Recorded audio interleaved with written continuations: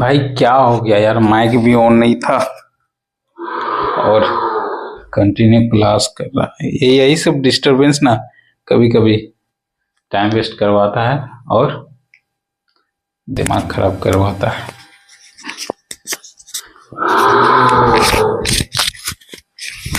चलो फिर से मुझे बताना होगा। अच्छा ठीक है, चलो फिर से चलते हैं। माइक ऑन नहीं होने के कारण रिकॉर्ड नहीं हो पाया, तो कहाँ से अब शुरू से स्टार्ट करना होगा शायद, पता नहीं। अच्छा हम स्टार्ट कर रहे हैं, ठीक है। एग्जाम के प्रिपरेशंस की वजह से या फिर टाइम नहीं होने के कारण हम लोग डायरेक्ट इम्पोर्टेंट चैप्टर पे हो रहे हैं, इम्पोर्टेंट चैप्टर पे घुस रहे हैं, यानी कि ईएमटी की वॉल्यूम 3 में इंटर कर रहे हैं, वॉल्यूम 3 में इंटर। और कोई भी वर्किंग चलाने के लिए, ऑपरेशन चलाने के लिए हमें पहले रास्ता बनाना होता है अंडरग्राउंड के लिए, ठीक ना। तो अभी हम लोग रास्ता बना रहे हैं। रास्ता बनाने में कौन कौन चैप्टर आ जाएंगे रास्ता बनाने में? पहला तो आपको बोरिंग देखना होगा, ठीक है, बोरिंग देखना होगा। उसके बाद सॉफ्ट सिंकिंग देखना होगा, सॉफ्ट अरेंजमेंट ये सब देखने होंगे, हॉलेज और रॉक ये सब भी देखने होंगे, ठीक है। तो रास्ता बनाने के लिए ही हम लोग अभी पढ़ रहे हैं। तो रास्ता बना रहे हैं हम लोग किस मेथड से?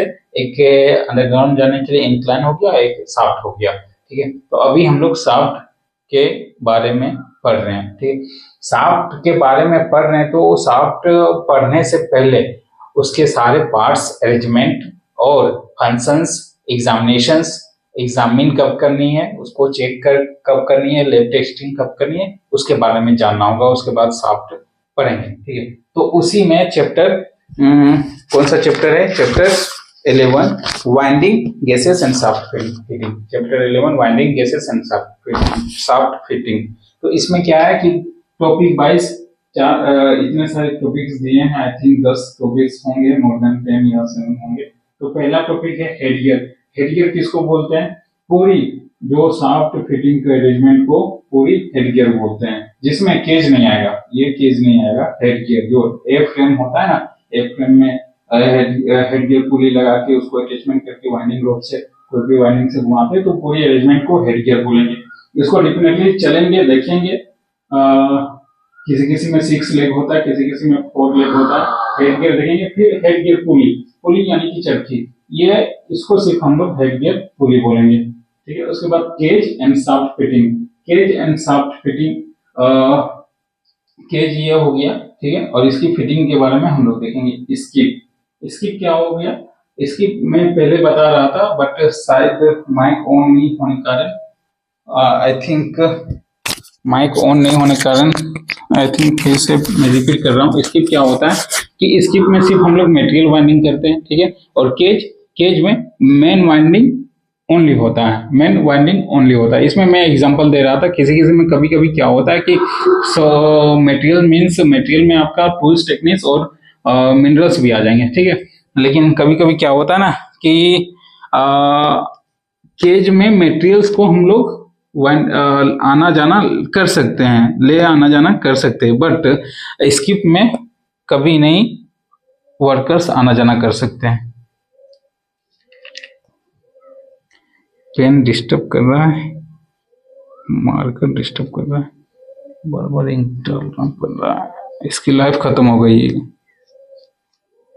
देखो डाला अभी, ये लाइफ खत्म हो गई। तो ये क्या है, स्किप में मटेरियल कभी कभी आना जाना कर सकता है, ठीक है, लेकिन मेन कभी इसमें नहीं कर सकता।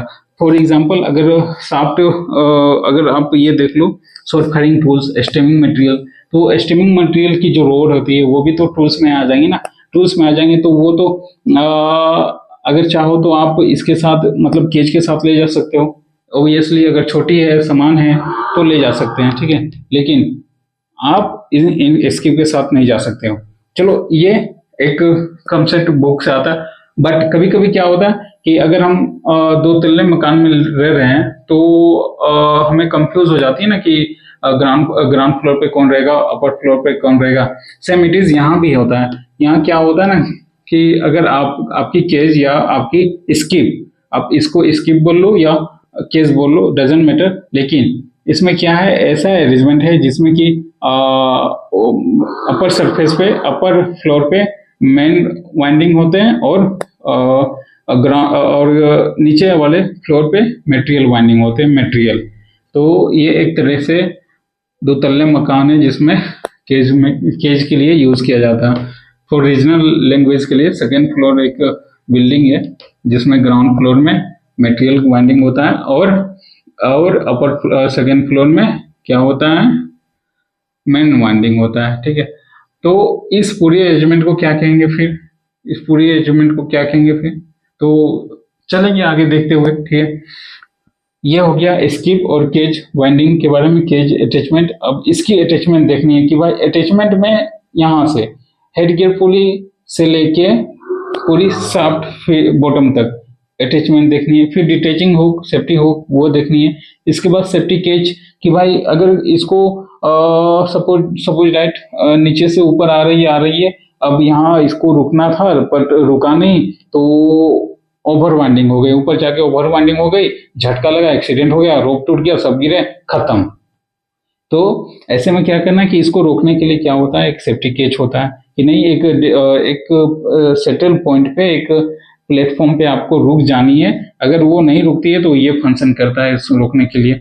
अच्छा, गाइड क्या है, गाइड एक तरह से ट्रैक है, एक तरह से रास्ता है जो कि स्मूथ और डायरेक्शन देता है। जैसे रेल कहाँ चलते हैं, रेल पटरी में चलते हैं ना, तो एज ए रीजनल लैंग्वेज या फिर माइनिंग के टर्म पे उसी रेल की पटरिया को यहाँ गाइड बोला गया। और रोप एक अपने में दो तीन चैप्टर का मालिक है, तो उसको प्रॉपर तरीके से हम लोग देखेंगे।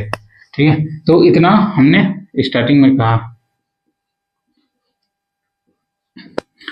अभी क्या है, अभी हम लोग देखेंगे skip, cage and shaft fitting, skip and cage winding, ये देखेंगे। बट अभी उतनी टाइम नहीं है, तो एक बहुत इंटरेस्टिंग वे में हम लोग cage attachment to winding rope में देखेंगे। Cage attachment to winding rope, ये दिस वाला। फिर इसको फुर्सत से देख लेंगे कभी, अभी मैं थोड़ा जल्दी में हूँ, प्रिपेयर भी करनी है ना, एग्जामिनेशंस भी है ना। तो cage attachment to winding rope बहुत इंटरेस्टिंग है। अब मैं बहुत दिनों से पढ़ रहा था, ये समझ ही नहीं आ रहा था। ठीक ना, अभी क्या हुआ, अभी प्रेशर जैसे बढ़ा ना एग्जाम का, सारे दिमाग में घुस रहे हैं, और कभी कभी इतना प्रेशर हो जाता है कि कुछ भी नहीं घुसता है दिमाग में।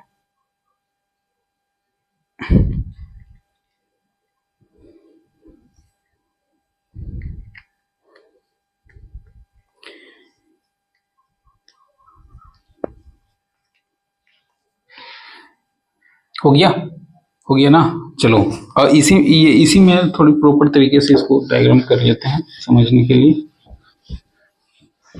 देखो, अभी ये बोर्ड भी हमें डिस्टर्ब कर रही है नहीं, नमी आ जाने के कारण डिस्टर्ब होता है।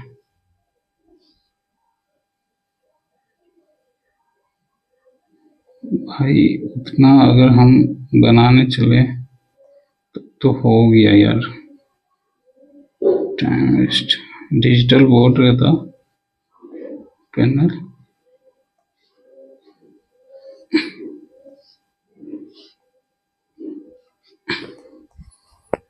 ठीक है ना।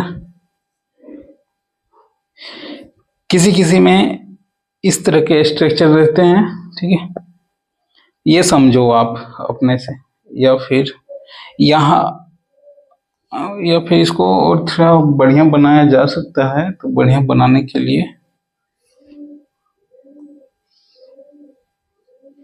हमें यहाँ से इसको रब करना होगा।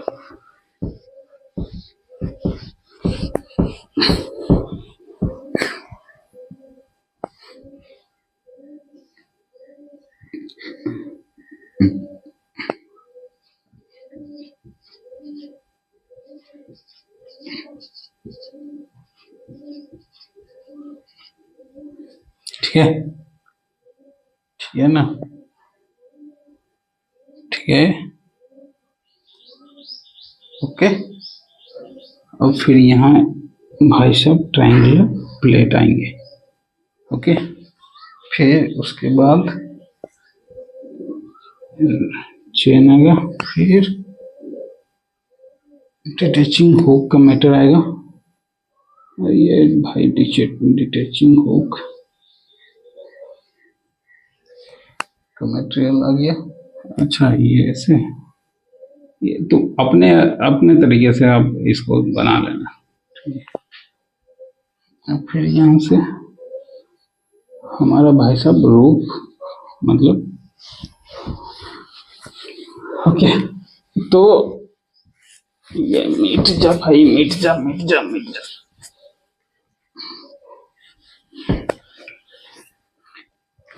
इसमें देखिए क्या है, यहाँ से आपका रोप स्टार्ट है, रस्सा स्टार्ट है, रस्सी स्टार्ट है, रस्सा स्टार्ट है। इसको रस्सा जैसा बना भी देते हैं। ठीक है, ये रोप हो गया, रोप। अब इसको आप या तो हेडगियर पुली, हेडगियर वाली सिस्टम लगा दो, या फिर इंजन वाली सिस्टम लगा दो आगे मीटर। और ये हमारा क्या है, ये हमारा डोली है, केज है। ठीक है, स्कीप है। तो यहाँ से रोप से स्कीप तक, केज बोलिए स्कीप बोलिए, एक ही बात होगी ना। यहाँ से यहाँ तक नॉट इंक्लूडेड हेडगियर, हेडगियर को इंक्लूड नहीं कर रहे हैं, हेडगियर पुली को इंक्लूड नहीं कर रहे। यहाँ से यहाँ तक की जो अरेंजमेंट होती है, इसी अरेंजमेंट को हम लोग क्या कहते हैं, इसकी अरेंजमेंट को सस्पेंशन गियर बोलते हैं। CMR Coleman regulations number 86 suspension gear. 10 बार अगर CMR 86 देखोगे फिर भी समझ में नहीं आएगा। मैं हूं एक बहुत मजा इंटरेस्टिंग से इसको समझाने का कोशिश कर रहा हूं। ठीक है, स्टार्टिंग में हमें भी नहीं समझ में आ रहा था कि भाई सस्पेंशन गियर क्या होता है, क्या होता है, कितनी डाटा क्या है, क्या सिंपल वे में इसको चलेंगे। तो क्या है, नोमेनक्लेचर में आएंगे, बात की बात है। अभी इसके एग्जामिनेशंस में आते हैं। ठीक है, सस्पेंशन गियर की एग्जामिनेशंस में कहता है कि कोई भी सस्पेंशन गियर का कोई भी टूल्स टेक्निक्स वो आपको क्या कर लेना, एग्जामिन करना है एवरी 6 मंथ। एग्जामिन करना है एवरी 6 मंथ या चेंज करना है।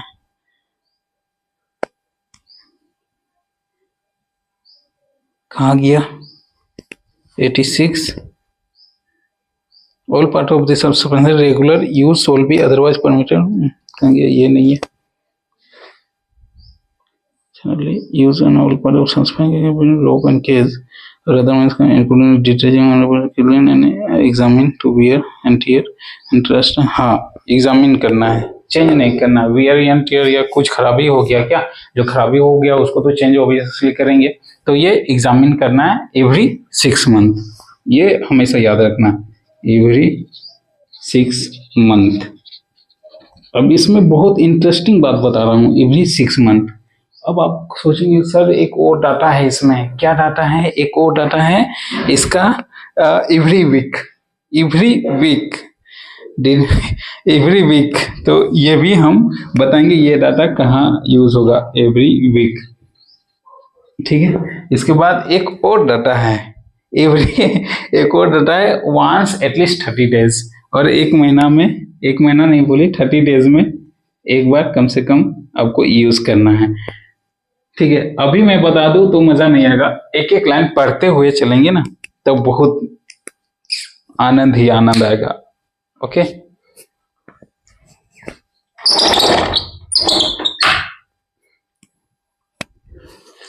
गर्मी दे रहा, चलो चलो चलो चलो, ठीक है ठीक है ठीक है, रिकॉर्डिंग भी हो रही है। हाँ, अब इसी के बारे में हमें पढ़ना है, सस्पेंशन गियर रेगुलेशंस नंबर 86, यानी कि EMT में ही पढ़ रहे हैं, लेकिन किस रेगुलेशंस में आएगा ये 86। ये कौन सा टॉपिक मिलेगा, cage attachment and winding rope, cage attachment and winding rope. ठीक है, तो अगर थोड़ा टाइम रहता ना तो ये सब पढ़ते हुए चलते तो और मजा आता है, लेकिन अभी अभी अभी टाइम नहीं है इसलिए थोड़ा स्किप कर दिया, वो सब देखेंगे बाद में। तो पहला कहता है a typical arrangement of attachment cage to winding rope. ये क्या है, एक तरह के टिपिकल अरेंजमेंट है, एक तरह से अरेंजमेंट है। ठीक है, और किसके बीच में अरेंजमेंट है? वाइंडिंग रोप के बीच में अरेंजमेंट है। ये रोप है ना, अरेंजमेंट है, ठीक है, जिसमें 4 chain in the case of single cage. अगर सिंगल केज है आपके आपके शाफ्ट में, अगर सिंगल केज है, एक ही डोली चल रही है, तो क्या है, 4 चेन यूज होंगे, 4 चेन यूज होंगे सिंगल केज के लिए। अगर डबल है तो डबल के लिए कितने चेन यूज होंगे? 6 चेन यूज होंगे, 6 चेन यूज होंगे, ठीक है। अब इसकी भी नाम अलग है, इसकी भी नाम अलग है। क्वेश्चंस पूछा जा सकता है कि भाई कौन से अरेंजमेंट, अगर नहीं ऐसे नहीं पूछेंगे कि 4 चेन वाली अरेंजमेंट को हम लोग क्या नाम बोलते हैं, और फिर 6 चेन वाली अरेंजमेंट को क्या नाम बोलते हैं, या फिर 6 चेन वाली अरेंजमेंट कितने केजेस में हो सकते हैं, ठीक है। बहुत तरह से अपने से खुद से क्वेश्चंस कंसेप्ट लगा के आपको खुद बनाना है, खुद आंसर करना है। तो क्या कहता है कि 4 cage in the case of single chain, ठीक है। अगर 4 केज है चेन, 4 केज चेन है, तो वो क्या हो जाएगा? सिंगल केज होगा या सिंगल केज कहेंगे। इसके बाद है एंड 6 चेन है, तो उसको जो अरेंजमेंट है उसको हम लोग क्या कहेंगे? टेंजेंट। क्या है भाई? Tandem cage. ये 6 चेन वाले अरेंजमेंट को टेंडेम, TENDEM, टेंडेम केज, और ये 4 चेन वाले अरेंजमेंट को सिंपल में ये केज रखा गया है, ठीक है। तो पहला 2 लाइन यही कहता है, a typical arrangement of attaching cage to winding rope. A typical एक तरह से अरेंजमेंट है, टिपिकल अरेंजमेंट है जो अटैच करती है किसके साथ? वाइंडिंग रोप के साथ, ठीक है ना। ये रोप के साथ, ये अभी इतना लंबा दिख रहा है, लेकिन वहां दिखेगा बहुत छोटे, ठीक है। ये फिगर में आ गया ना, तो अरेंजमेंट करती है, ठीक है। अब उसमें से जो अगर 4 केज चेन है, अगर 4 चेन है, 1 2 3, नहीं ये वाली 1 2 3 4 चेन है, तो उसको हम लोग एज ए सिंगल केज में यूज होगा या सिंगल केज बोलेंगे। और अगर 6 चेन है इधर, तो उसको हम लोग टेंडेम केज बोलेंगे, TENDEM, टेंडेम केज, ठीक है। एक पॉइंट यहाँ बन के आया। इसके बाद सेकंड पॉइंट है attachment, attach the cage to a triangular distribution plate. अच्छा, तो 4 चेन और या 6 चेन हो, वो किसके साथ अटैच रहती है? ट्रायंगुलर कहाँ गया भाई? अटैच टू केज है ट्रायंगुलर डिस्ट्रीब्यूशन प्लेट। अब ये ट्रायंगुलर डिस्ट्रीब्यूशन प्लेट किसको बोलेंगे?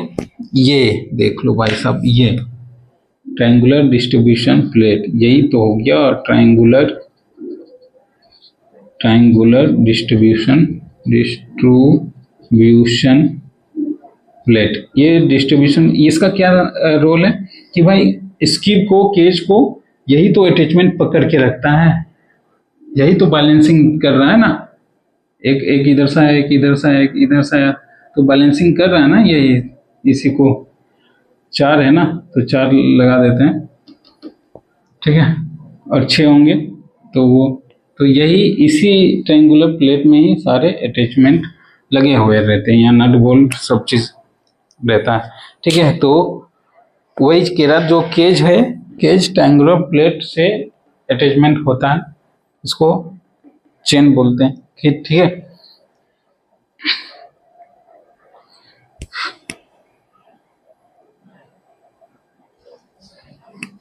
नाम भी दे देते हैं यार, क्या पता कब कौन सा, तो इसको चेन बोलेंगे। चेन ना बोल के इसको क्या नाम दिया गया है? केज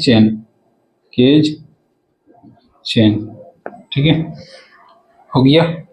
अब इसके बाद देखो, इसके बाद कहता है डिस्ट्रीब्यूशन प्लेट। तो अरेंजमेंट हम लोग देख लिया कि भाई अगर 4 चेन रहेगा तो उसको सिंपल में केज कहेंगे, और 4 चेन रहेगा तो उसको टेंडम केज कहेंगे। टेंडम केज कहाँ किससे लटकाएंगे? डिटैचमेंट हुक के सहारे लटकाएंगे। ये ट्रायंगुलर डिस्ट्रीब्यूशन प्लेट जो होती है उसी के सहारे लटकाएंगे, ठीक है। इसके बाद देखो, अब ये triangular distribution plate which is connected to a safety detaching hook.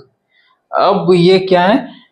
ये तो इसमें आ गई केज। अब इसके ऊपर ये जो है ट्रायंगुलर डिस्ट्रीब्यूशन प्लेट, ये किसके साथ अटैचमेंट रहती है?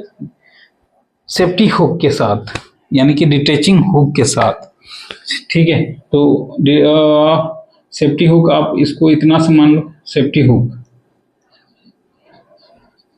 ये बंदा सेफ्टी हुक के साथ अटैच रहता है। कौन? Triangular distribution plate. कभी कभी क्वेश्चन पूछ सकता है कि triangular distribution plate below to the safety hook रहता है या upper to the safety hook रहता है, या कुछ भी तरह से ऑप्शंस दे देंगे, ठीक। अटैचमेंट कैसा होता है, बिलो रहता है या ऊपर रहता है, नीचे रहता है, दाएं बाएं, कुछ भी। तो हमेशा याद रखिएगा, पहले सेफ्टी हुक आता है, उसके बाद ट्रायंगुलर डिस्ट्रीब्यूशन प्लेट होता है। Triangular distribution plate safety hook के सहारे हैंगिंग करता है, या क्या बोलते हैं उसको, वाइंडिंग करता है। तो ये इसका सपोर्टर है, इसी में ये लटकता है, ठीक है। अब इसके बाद क्या है? Detaching through D links. अब ये यहाँ सेफ्टी हुक के थ्रू से लटक रहा है, तो ये जो लटकने का जो सपोर्टर है, लटकाने वाला सपोर्टर है, इसी को हम लोग क्या कहते हैं? डी लिंक कहते हैं। इसी को हम लोग डी लिंक कहते हैं। डी लिंक के सपोर्ट से सेफ्टी हुक में ट्रायंगुलर डिस्ट्रीब्यूशन प्लेट लटकता है या अटैच रहता है, ठीक है। और बुल चेन, डी लिंक और बुल चेन, भाई चेन रहेगा तभी तो बीच में चेन है ना। डी लिंक और बुल चेन दोनों सहारे की मदद से लटकता है, ठीक है। इसके बाद है the detaching hook is attach to the rope cable. अब डिटैचिंग हुक आ गई यहाँ, सेफ्टी हुक, डिटैचिंग हुक एक ही है। तो अब वो किससे सहारे लटका हुआ है? अब ये बंदा रोप केबल के सहारे लटका हुआ है। अरे ये जो रस्सा है ना, इसको हम लोग रोप केबल कहते हैं। ROP, रोप, CAPLE, रोप केबल, ठीक है। उसके सहारे लटका है, ठीक। इसके बाद की लाइन है विच में बी कोन टाइप केबल और रिलायंस टाइप केबल। अब या तो ये कोन टाइप का हो सकता है, कोन टाइप का मतलब कोन इसी को बोलते हैं ना, कोन टाइप का हो सकता है, या फिर रिलायबल मतलब ऐसे वाला इसको, ठीक है। तो ये रोप केबल एक स्पेशल स्ट्रक्चर्स बनाया गया है, ठीक है, रोप केबल के लिए। वो भी पढ़ेंगे, रोप केबल भी देखेंगे, ठीक है। और इसको रोप केबल हो गया विच में भी कोन टाइप केबल और रिलायंस केबल। विच में भी कोन टाइप केबल या फिर रिलायंस केबल। रिलायंस केबल मतलब एक तरह से अरेंजमेंट होगा किसी तरह से, जैसे ये कोन टाइप में हो गया ना, हो सकता है ऐसे थ्रेड आप देखे हो, स्क्रू जो नट बोल्ट रहता है ना, स्क्रू, तो उसमें देखना थ्रेड, तो थ्रेड वाली जो अरेंजमेंट डिजाइनिंग रहती है ना, same it is I think बोला गया है रिलायंस केबल, ओके। तो ये हो गया पहला पैराग्राफ खत्म। पहला पैराग्राफ सिर्फ इतना कहता है केज है, ये केज किसके सहारे? ट्रायंगुलर डिस्ट्रीब्यूशन प्लेट के सहारे, और ये चेन के थ्रू से। फिर इसके बाद ये बंदा इसके सहारे लटका है, ये इसके सहारे, उसके ऊपर रोप और रोप के ऊपर वाइंडिंग अरेंजमेंट, ठीक है। तो ये हो गया। इसके बाद कहता है the triangular distribution plate is roast iron और माइल्ड स्टील। अब ये जो ट्रायंगुलर डिस्ट्रीब्यूशन प्लेट है, ये जो ट्रायंगुलर डिस्ट्रीब्यूशन प्लेट है, ये रोस्ट आयरन मतलब रोस्ट, WROUGHT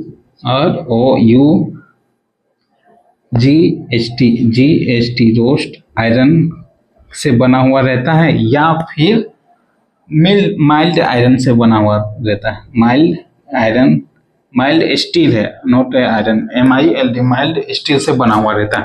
अब ये बात रखने का क्या जरूरत है, ये बात रखने का जरूरत है भाई, रेगुलेशंस में आएगा, ये बताता हूँ कहाँ आएगा, जस्ट 1 मिनट।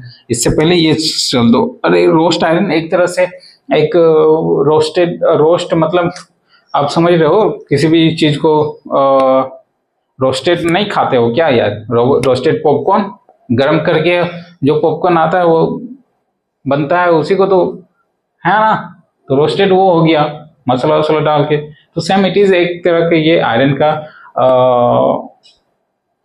पार्ट्स बोल सकते हो जो कि रोस्टेड। अब आयरन में बहुत सारे आयरन हो जाता है, carbon iron, steel iron, mild iron, ये सब बहुत सारे कैटेगरीज हो जाते हैं, ठीक है ना। अब उसमें 2-4 और एलिमेंट मिक्स कर दो, फास्फोरस, ये सब, तो आयरन की कैटेगरी वो बदल जाती है। हर पूरा आयरन पूरा प्योर नहीं रहता, पूरा आयरन पूरा प्योर रहेगा तो वो तो फिर हार्डनेस उसको कम हो जाएगा, प्लस जंग लगने का ज्यादा चांस हो जाता है। फॉर एग्जांपल पटरी देख लो ना रेलवे की, वो क्या प्योर आयरन का रहता है? सब समझते हैं लोहा है लोहा, अरे नहीं भाई, उसमें 80% लोहा है, उसके बाद हार्डनेस के लिए सल्फर मिलाए जाते हैं उसमें, और भी कुछ मटेरियल मिलाए जाते हैं उसमें हार्डनेस देने के लिए और जंग ना लगने के लिए, करोजन ना लगने के लिए। सेम इट इज इसी तरह का एक रोस्ट आयरन भी बनता है, ठीक है।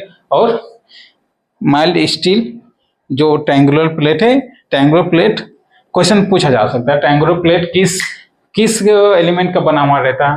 कास्ट आयरन या फिर माइल्ड आयरन या फिर रोस्ट आयरन या फिर कुछ कार्बन आयरन, इस तरह लिख दें तो आपको आंसर क्या करना है, रोस्ट आयरन का डिस्ट्रीब्यूशन प्लेट बना हुआ रहता है, ठीक है। अब मैं बता रहा हूं ये डिस्ट्रीब्यूशन प्लेट का बात रेगुलेशंस में है या नहीं। अब निकालो 86, regulations number 86।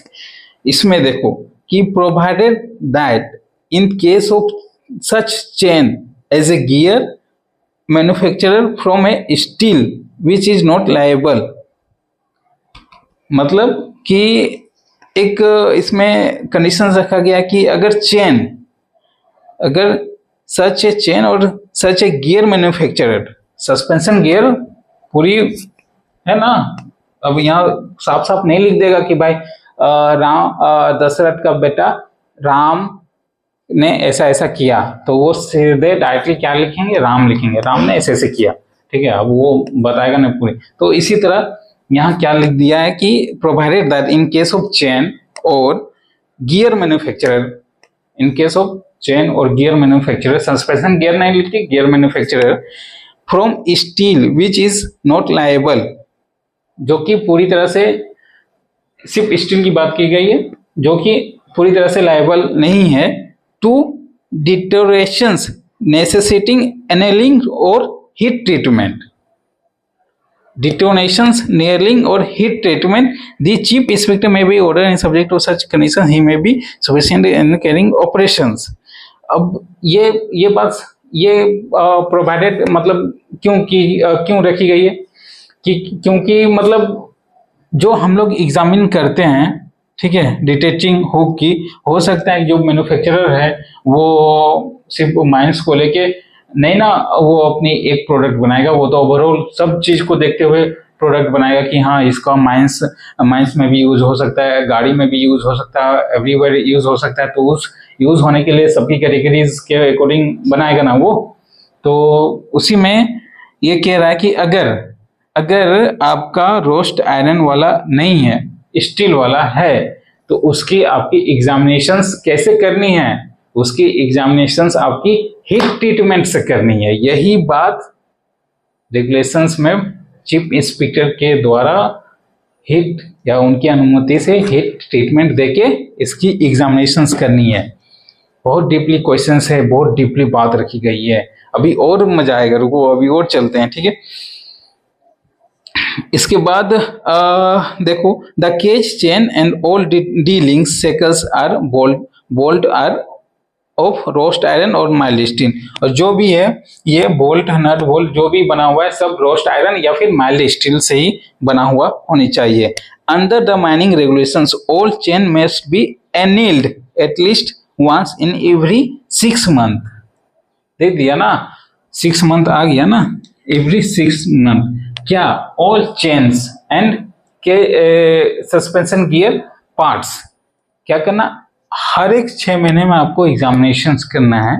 Annealed annealed annealed का प्रॉपर हिंदी क्या होगा, जो भी है, लेकिन कहने का तात्पर्य यही है कि पूरी सस्पेंशन गियर को आपको प्रत्येक 6 महीने में चेक करना है। ये कहाँ से उभर के आया, रेगुलेशंस नंबर 86 देखो .4 ऑल केज और chain, all cage chain, sorry cage नहीं लिखा है, इसको नहीं लिखा है, ऑल केज चेन, एक चेन ये हो गया, एक चेन ये हो गया, ये भी चेन ही हो गया ना, बीच में तो चेन होगा ना, फिर ये हो गया, यहाँ से रोप स्टार्ट है, तो जितने भी ऑल केज ऑफ चेंज है उसको जनरल जो हम लोग यूज कर रहे हैं, and all parts of suspension gear, second point में लिख दिया कि all parts of suspension gear, यानी कि पूरी एक एक पार्ट्स भी, इसको क्या करना है, between the rope and cage, between the rope यहां से और केज यहां, इसके बीच में जितने भी सस्पेंशन गियर के पार्ट्स है, between the rope and cage और other means of conveyance including detaching hook को भी इंक्लूडेड किया गया है, shall be taken a part clean and carefully exam, shall be taken a part, जितने हैं सबको भाई क्लीन और साफ करनी है केयरफुली। अब कब करनी है, एग्जामिनेशंस, और एग्जामिनेशंस की किस लिए करनी है कि भाई कहीं वियर एंड टियर ना हो जाए, खराब या टूट ना जाए, उसके लिए। अब कब करनी है, इसके लिए दिखा wear and tear and for rust and cracks, wear and टूट फॉर या फिर कोई जंग ऊन या क्रैक ना आ जाए, इसके लिए एग्जामिनेशन करनी है। अब कब करनी है, वंस एटलीस्ट एवरी 6 मंथ, वो एक बार करनी है, प्रत्येक 6 महीना में एक बार करनी है, और if necessaries a shorter interval and various part of the shall annealed to give proper heat treatment. अब आ गई ना यहाँ बात, heat treatment in a proper furnace और temperature can be control before the being refitted, okay. तो annealed, यहाँ भी एनिल्ड, यहाँ भी एनिल्ड, ये हिंदी थोड़ा मैं जानता ना तो और मजा आता, ठीक है। तो ये अब ये कह रहा है कि प्रत्येक 6 महीना में तो करनी है, लेकिन अब समझो ये मेरा स्टील का बना है और ये मेरा आयरन का बना है, तो क्या तुम बता सकते हो कि डैमेज पहले कौन सा करेगा, आयरन करेगा या स्टील करेगा? तो ऑब्वियसली हम लोग जानते हैं कि स्टील थोड़ा कमजोर होता है कंपेयर टू आयरन, ठीक है ना। तो अब ये कह रहा कि भाई 6 महीना में तुम एग्जामिन करो, तो 6 महीना में पता चला ये 4 महीना में लुढ़क गया, ठीक है, स्टील 4 महीना में लुढ़क गया, यानी कि एक्सीडेंट हो गया, ठीक है ना। तो इसीलिए ये पॉइंट बनाया गया है कि भाई कभी कभी क्या होता है कि ये जो मटेरियल्स है वो कास्ट वो किस रोस्ट आयरन का भी रहता है और कभी कभी माइल्ड स्टील का भी रहता है। तो इसके लिए ये पॉइंट बना दिया है कि भाई अगर क्या है कि अगर कोई अदर मटेरियल्स का यूज है, जैसे at a shorter interval and various part shall be annealed to given a proper heat treatment, तो उसके लिए क्या करना है ना कि भाई अगर वो मटेरियल का यूज नहीं कर रहे हैं तो उसको हम लोग हीट ट्रीटमेंट से भी एग्जामिन करेंगे, उसके बाद उसको हम लोग कहाँ लगाएंगे, रिफिटेड करेंगे, ठीक है। अब हीट ट्रीटमेंट कहाँ, भाई हीट ट्रीटमेंट आप सराउंडिंग में या ओपन जगह में तो ट्रीटमेंट नहीं ना करके इसको एग्जामिन करेंगे, उसके लिए कहाँ ले जाना होगा, फर्नेस में ले जाना होगा। वही बात रखा गया कि भाई फर्नेस में लेके उसको निर्धारित टेम्परेचर देके उसको चेक करेंगे, ठीक है। अब निर्धारित टेम्परेचर ही देना है, ऐसा नहीं कि भाई 100 डिग्री में पानी बॉयल होके भाप हो जाता, आपने 200 दे दी, तुरंत स्वाहा हो गया। तो जो उसकी टेम्परेचर है, मैन्युफैक्चरर की जो टेम्परेचर या जो डाटा दिया है उसी के टेम्परेचर के अकॉर्डिंग आपको एग्जामिनेशन करनी है। अगर सब चीज सही है तो फिर से उसको रिफिटिंग कर दीजिए, ठीक है। तो ये बात यहाँ रखी गई है, और इसी में वो माइल्ड स्टील वाली बात रखी गई कि अगर कोई लायबल नहीं है तो उसके लिए क्या कंडीशंस है कि उसको हीट ट्रीटमेंट देके ही किया जाए, ठीक है।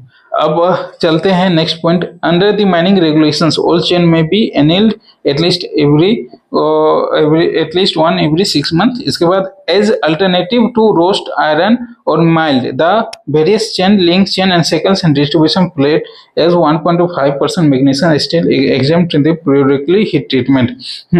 अब ये कह रहा है कि भाई कभी कभी क्या हुआ, मैन्युफैक्चरर ने बनाया कि भाई रोस्ट आयरन या माइल्ड स्टील की इनकी अरेंजमेंट नहीं बनाई, अगर इसके विकल्प में कुछ और बना दिया हो, जैसे अभी पेट्रोल आ रहा है ना, पेट्रोल की जगह E20 मिक्स हो रहा है ना, मिक्स करके फिर भी गाड़ी चल रही है लेकिन डैमेज कर रही है ना, तो उसके लिए इसमें अगर कोई अदर मटेरियल का ये दोनों के अलावा कोई अदर मटेरियल यूज किया हो तो उसके लिए क्या बोला गया है कि 1.5% of manganese steel, 1.5% of manganese steel. ये मैग्नीज स्टील क्या है, शायद मिलाने की बात की गई है क्या, पढ़ लेते हैं। तो as a alternative to roast iron और मिल्ड, इसके अलावा अगर जो अल्टरनेटिव मटेरियल यूज हो रहा है, the various chain links and shackles the distribution plate of 1.5 manganese steel which is exempted from the periodical heat treatment। EXEMPTED exempted मतलब क्या, 1.5% of mill steel exempted during the heat treatment किया गया है, या फिर क्या किया गया। भाई गूगल से यार थोड़ा सा मिल जाता तो मुझे और मजा आता बताने में, बट मेरे को जहाँ तक पता चल रहा है सेंटेंस पढ़ने में कि the distribution plate of 1.5% manganese steel which is exempted from the periodical heat treatment. हाँ, जहाँ तक ये सेंटेंस कहना चाह रहा है कि अगर ये रोस्ट आयरन और माइल्ड स्टील से नहीं बना हो, किसी और से या अदर कोई चीज़ों से बना है, तो जब हम हीट ट्रीटमेंट कर रहे हैं ना, तो उस हीट ट्रीटमेंट में 1.5% मैग्नीज स्टील का मिक्सर्स या मतलब उसको 1.5% ऑफ मैग्नीज स्टील को लेके ही उसको हीट ट्रीटमेंट हम लोग करेंगे। EXEMPTED एग्जेम्प्टेड मतलब लेना होता है शायद, ठीक है, accepted from the heat treatment. हाँ, यही सेंटेंस कहने का मतलब यही निकल के आ रहा है कि भाई अगर सपोज हम यहाँ फर्नेस में इसको रोस्ट आयरन और माइल्ड स्टील के अलावा अगर ये डिस्ट्रीब्यूशन प्लेट किसी और चीज़ का बना हुआ है और ये फर्नेस में डालें, तो फर्नेस में हीट जैसे ही डालेंगे तो इसमें हमें 1.5% क्या है मैग्नीज स्टील डाल के ट्रीटमेंट करेंगे, यही कहने का मतलब है, ठीक है। तो ये आपकी क्या हो गई, cage attachment to winding rope खत्म। अब रेगुलेशंस में मैं ये बात कर रहा था कि भाई एवरी वीक और 30 डेज, ये कहाँ बात रखी गई है और किस लिए। तो provided further that detaching hook used in sinking shaft shall be taken part and cleaned carefully once at least every week and every share pen replaced by every time such examinations is carried out। अब देखो, ये तो पूरी system जो suspension gear की system है वो तो प्रत्येक 6 महीना में आपको एग्जामिनेशंस एग्जामिन करनी है, ठीक है।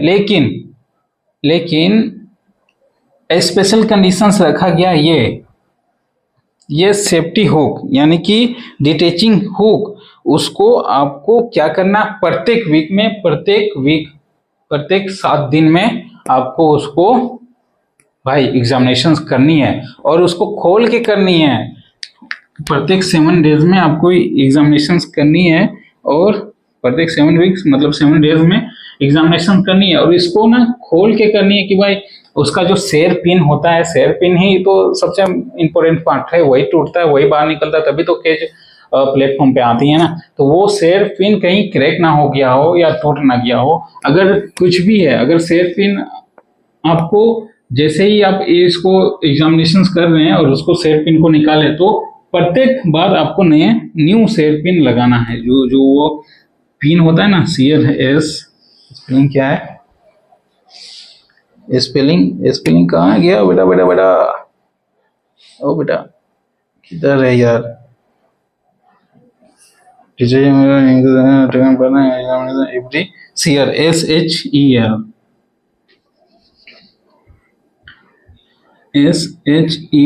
Share pin. 7 दिन में आप डिटेचिंग हुक को स्पेशल कंडीशंस आपको एग्जामिनेशंस करना है, और जैसे ही पूरा खोल के एग्जामिनेशन करना है, पूरा खोल के यानी कि शेयर पेन बाहर निकलेगा तो फिर आपको नया शेयर पेन लगा के ही उसको अटैचमेंट करना है। ये बात रखी गई है 7 दिन वाली, ठीक है। डिटेचिंग हुक लिख देते हैं, एवरी 7 डेज में क्या डिटेचिंग हुक या सेफ्टी हुक 7 दिन में, और ये पूरी हो जाएगी सस्पेंशन गियर और उसके जो भी पार्ट्स है ऊपर से लेके नीचे तक। इसके बाद एक पॉइंट है,